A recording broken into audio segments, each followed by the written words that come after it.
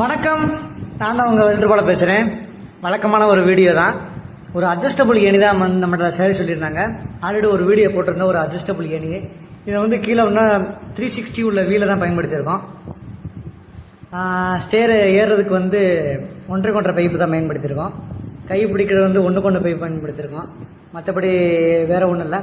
இது இப்படி அட்ஜஸ்டபிள் பண்ணுறதுனால கொஞ்சம் இடம் கொஞ்சம் ஃப்ரீயாக இருக்கும். ஏறும்போது ஏறிக்கலாம், இறங்கினதுக்கப்புறம் இப்படி ஏறி லாக் பண்ணிக்கலாம். நல்லா ஸ்ட்ரென்த்தாகவும் ஃப்ளெக்சிபிளாகவும் இருக்கும். மறக்காம இந்த வீடியோ பிடிச்சிருந்துச்சுன்னா ஒரு லைக் பண்ணிடுங்க. இதே மாதிரி வீடியோஸ் பார்க்கணும் அப்படின்னா ஃபாலோ பண்ணிடுங்க.